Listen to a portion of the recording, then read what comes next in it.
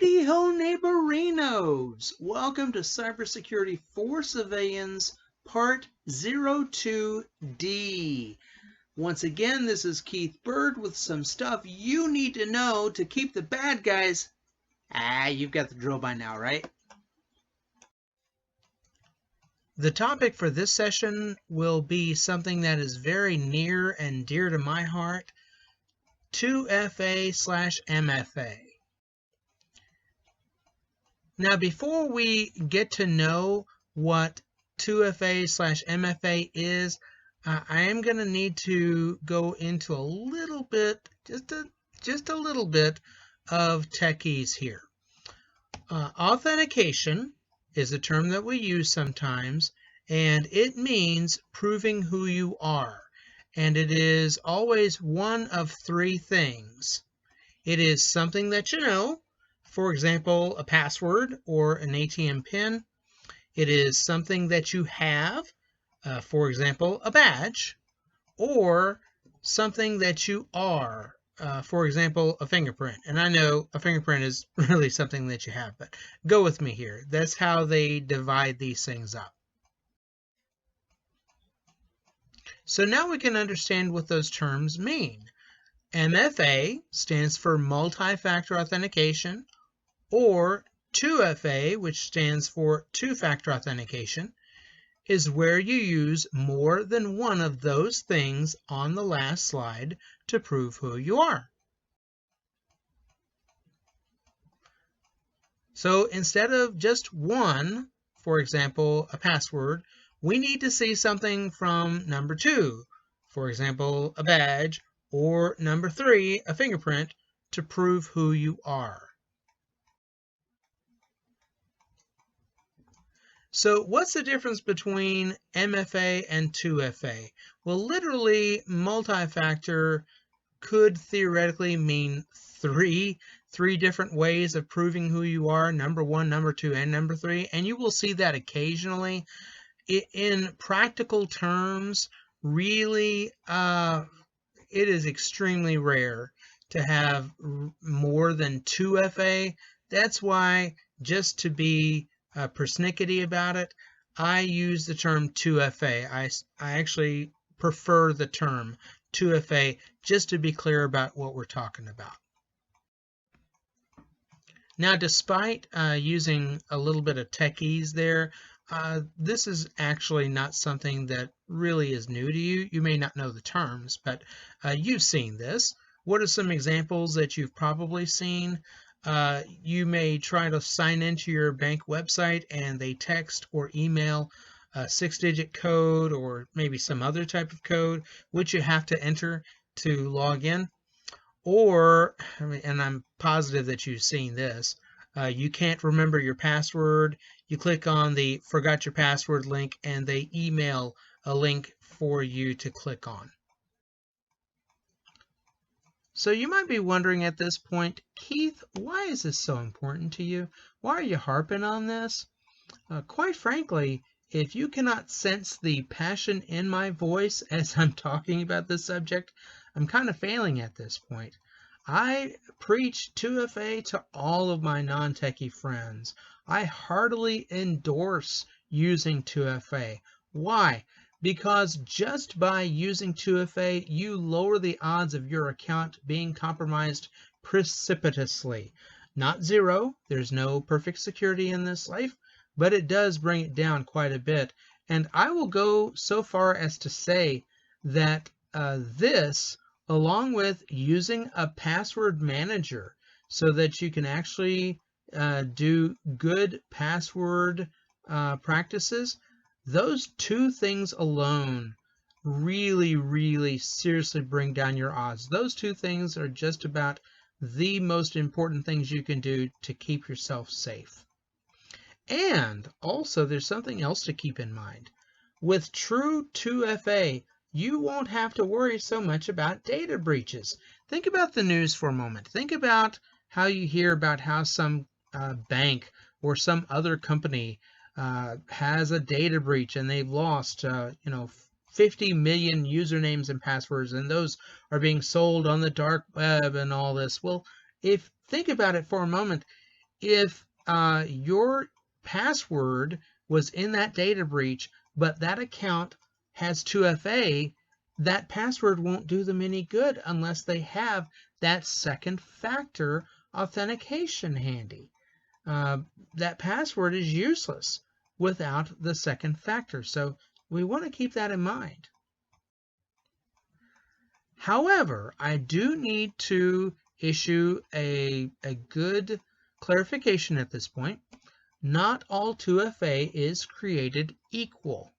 It does kind of burn me when I'm setting up an account and I see on there that they do have two-factor authentication and they want to email or text me my code when I'm logging in.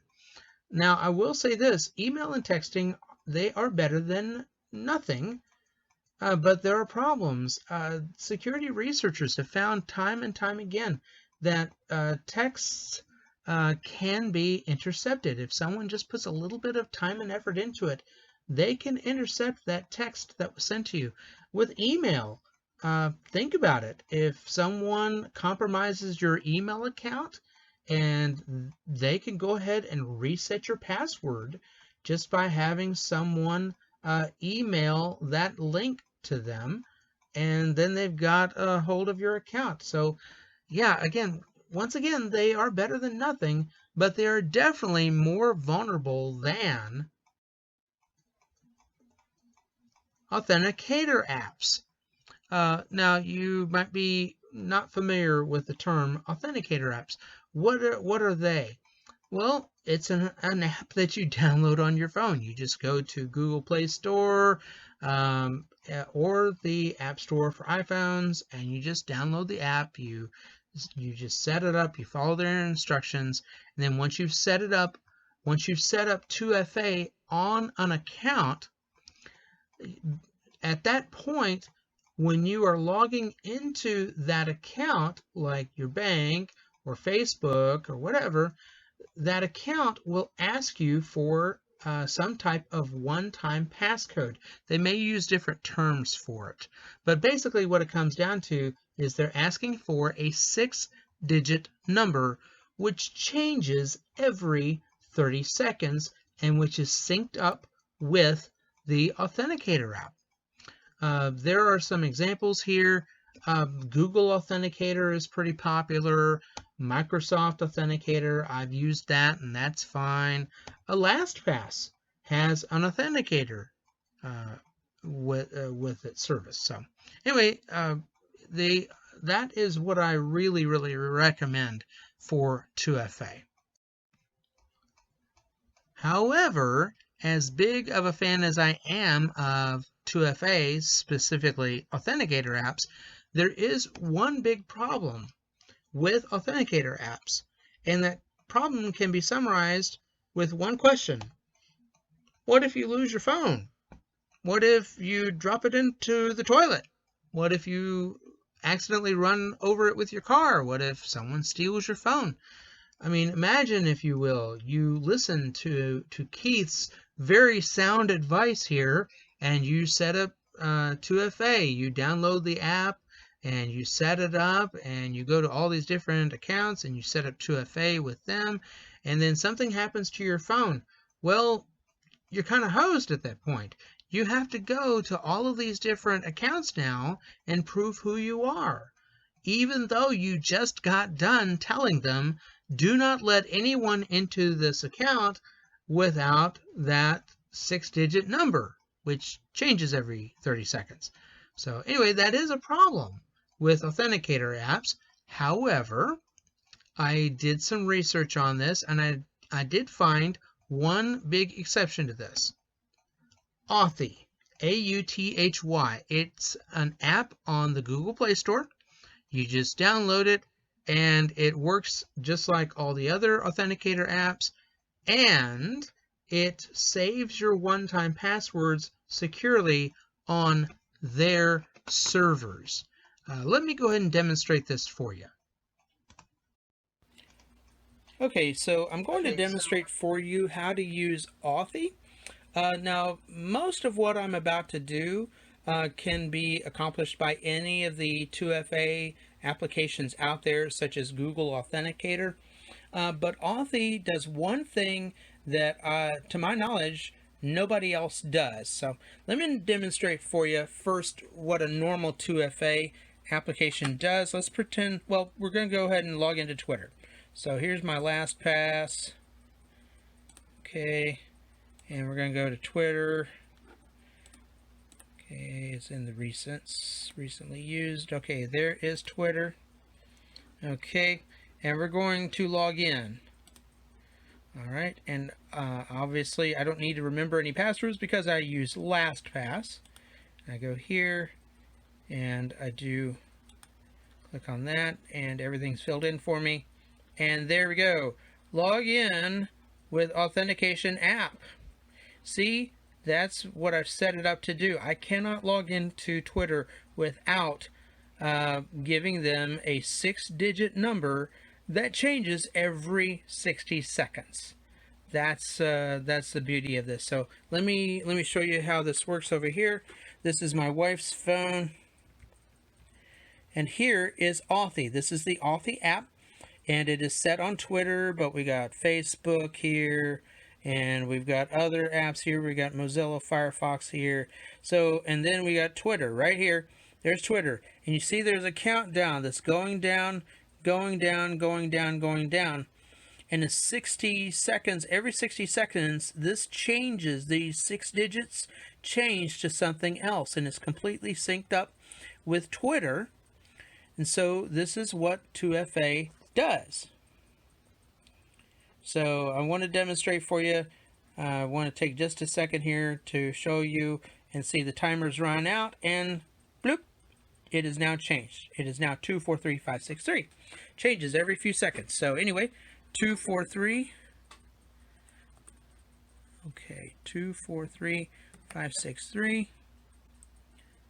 It helps if I can actually get into the field there. 23563. Hit enter.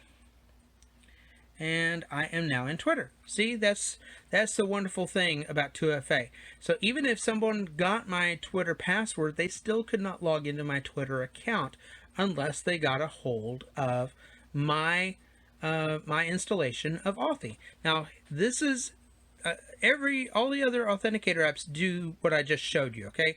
But I'm going to show you what Authy does that, to my knowledge, nobody else does. Okay, so and you might have guessed it from the fact that I used my wife's phone.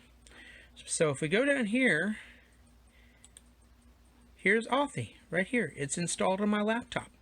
There's my Amazon, and there's all the other apps, and it's perfectly synced with the Authy installation, which is on my wife's phone, and with the installation, obviously, which is on my phone. So if I lost my phone, or if my laptop went belly up, or if my wife lost her phone, then we would not have any problems getting into any of our accounts with 2FA because they're on multiple devices. Again, you can see why someone who's very, very security minded would have some problems with this, because they would think, okay, well, what if with every device that you put Authy on, you are raising the possibility, the risk of someone getting a hold of this. And I get that. I understand it, but I had to weigh that against the risk, the greater risk, I think, of losing my phone. So anyway, that's how Authy works, and it really is a great system. I just really, really seriously want you to use 2FA of some type on every account that you can.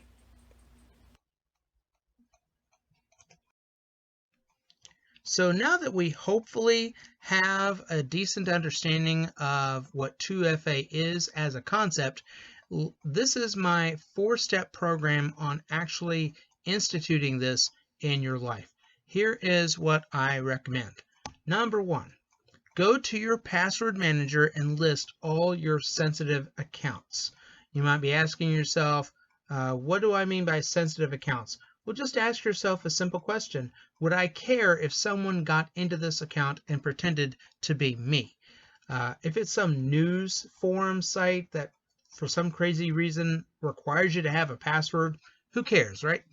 But if it's your bank account, if it is your Google account, if it is your Facebook account or your Twitter account or your email account, some website that saves your financial information or your health information, you would care about that type of thing. So number 2, you would go to www.twofactorauth.org, and just so you know, I have this URL down in the video notes below, so you don't need to write it down right now.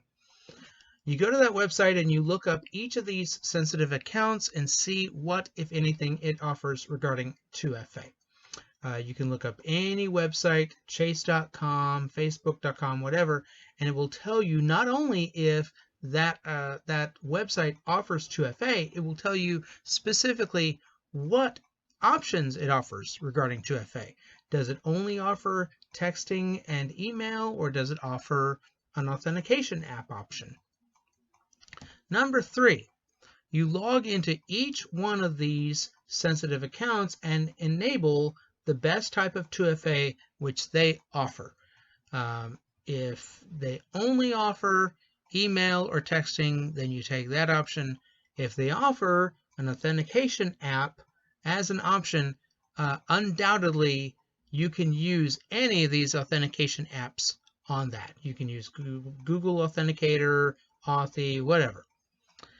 And then number 4, raise a stink. There are way too many sensitive accounts out there, banking websites, which do not have any type of 2FA. That is incredible. That is outrageous. So what I recommend is that if your sensitive account does not offer any type of 2FA, quite frankly, I would look into taking my business elsewhere if that's an option, if that's feasible. If it's not feasible, then I would recommend you approach them and politely recommend that they set up 2FA on their account. If they only offer an email or texting option on their 2FA, I would also recommend that you approach them and politely ask them to offer an authentication app option as well. So that's it for section 02 of these courses. Hopefully you haven't been bored and it has been informative for you. Section 03 will be coming out soon, and it will have a whole slew of other topics for us to discuss. Thank you so much for watching, and God bless.